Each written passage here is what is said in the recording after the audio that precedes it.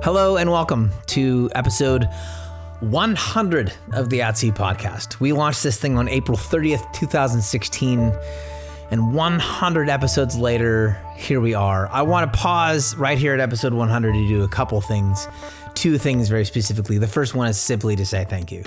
Thank you for listening, for paying attention. I do not take for granted at all, not for a moment, that you offer your attention, your time to this podcast, anything that I do, but specifically today, this podcast. Thank you for paying attention.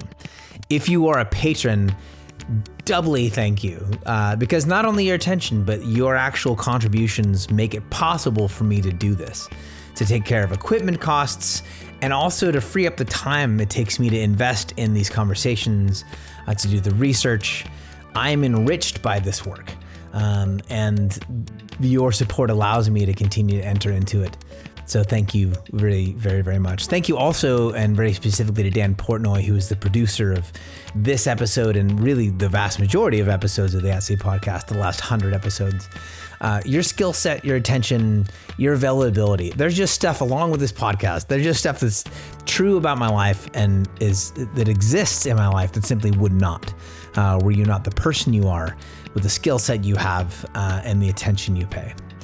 So thank you. Thank you for making all this possible. If you're a listener, if you're Dan, if you are a patron. That's first. The first is thanks. And thanks because this, like I said, this is an enriching work. I love this work. I love this work because I'm growing as I do it, which leads me to the second thing that I want to do. I grew up watching David Letterman, which means that what I'm going to offer you is a David Letterman type thing. I'm going to offer you a top 10. The top 10 things I have learned as the host of the At Sea podcast after 100 episodes. Number 10, I don't have to know everything. That seems like kind of a duh when I say it out loud, but the reality is life is just better recognizing my limitations. That I don't have to make a goal of assembling a bunch of knowledge and becoming a know-it-all. It's actually a really good posture to be in, to recognize that I'm limited in my knowledge. I'm actually sometimes limited in my ability to know. It makes life more interesting. It makes people more interesting. I don't have to know everything. That's number 10. Number 9, I don't have to pretend like I know everything. My mom used to say, no one likes to know it all. Maybe your mom said the same thing. 100 episodes into this podcast, I really believe it. Folks really enjoy being asked questions. I enjoy being asked questions. I don't have to pretend like I know everything. In fact, there's just not a lot of respect to be gained by pretending like I've got knowledge. There is a lot to be gained by knowing that I don't know everything and acting like someone who is looking for what's next in someone's life, who's looking for truth, beauty, goodness, as opposed to thinking that they've got it. Which leads me to number 8. Curiosity is a sign of respect. To say to someone, tell me about that. To say to someone, I don't think I quite understand that. Can you break that down for me? There is this maybe like a fear of sorts that like folks would be offended to be asked questions about who they are. But the more I've done it, the more I've asked like really poignant questions of really sensitive matters in people's lives, the more I recognize how respected and honored people feel when I ask questions as opposed to make assumptions. Curiosity is a sign of respect. Number 7, mystery is an invitation.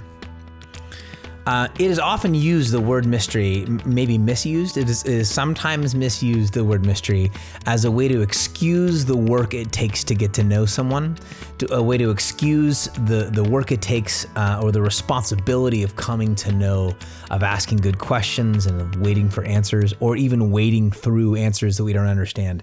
oh, it's just mysterious.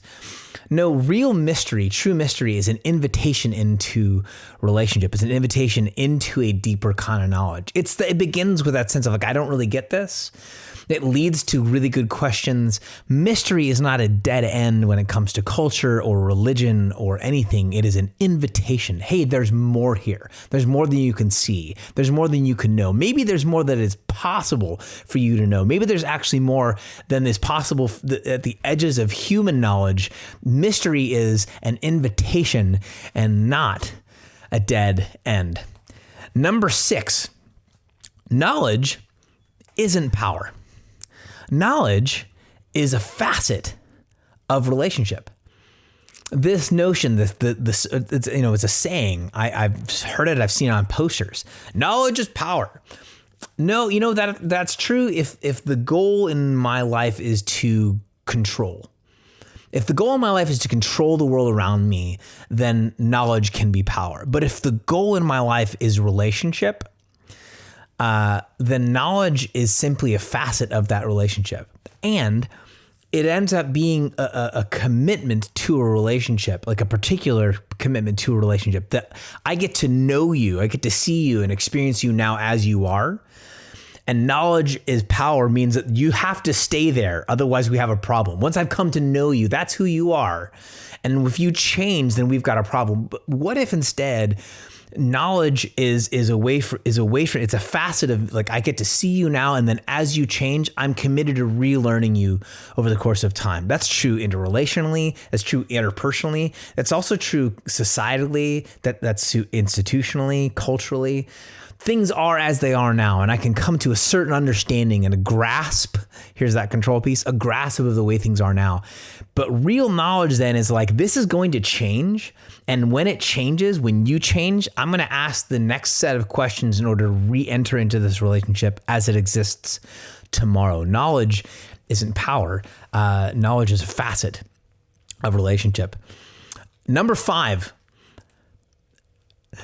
I'm hesitant to even say this out loud. I shouldn't be, because I mean this. Not everything has to be important to me. It feels really good to say.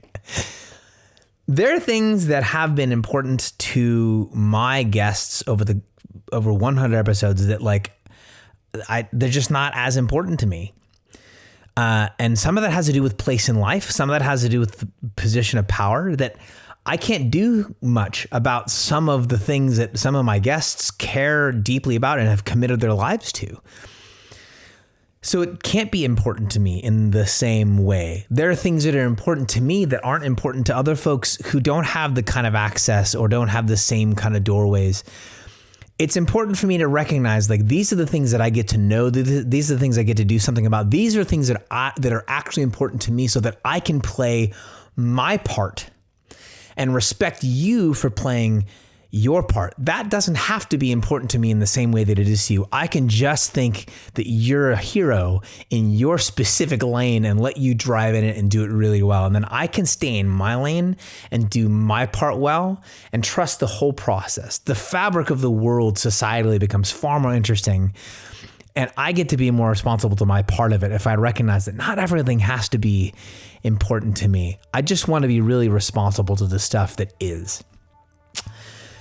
Number 4, listening is the key, not just a key. Listening is the key to good relationship and great art. To have a good idea and even to have a skill set is wonderful. It's necessary. This podcast was a good idea, and I have a certain skill set that allows me to do this, and I think do this decently well. But it's my capacity to, and my growing capacity to pay attention and to listen, that actually makes this work. That's true on a bunch of different levels. It's also true in the rest of my art. That I can have a great idea, but if I'm not paying attention to the world around me, I don't know where that idea goes. And I just kind of place things out of context or in the wrong time or among the wrong tribe of people. Listening is the key to good relationship, the key to good relationship.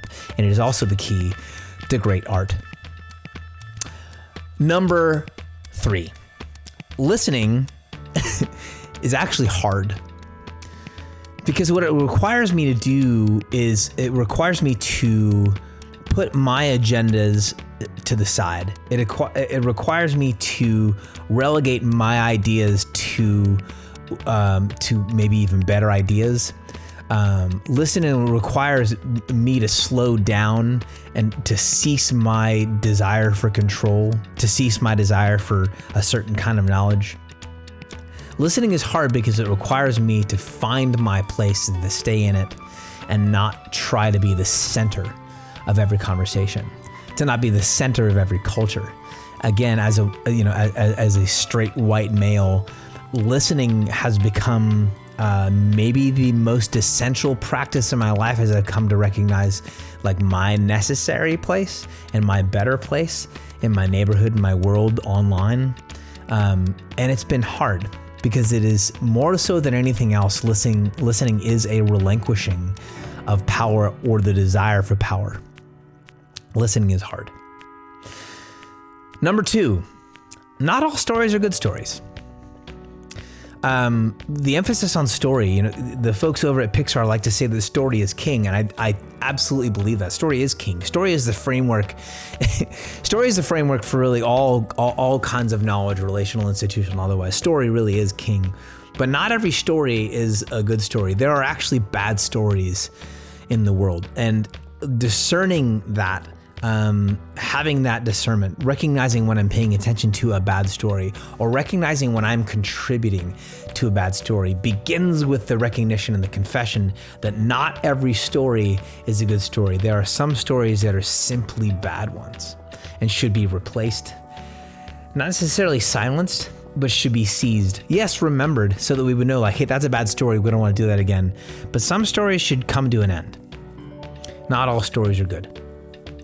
And lastly, the number one thing that I've learned and relearned over the course of 100 episodes, I like people. I really like people.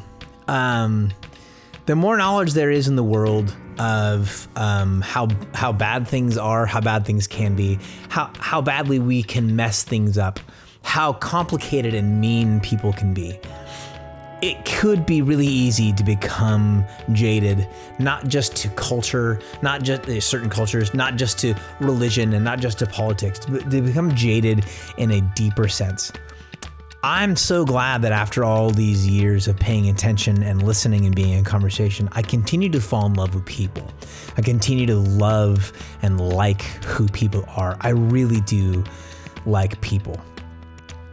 Which takes me back to the number one thing I was doing with this podcast. Thanks for making this possible.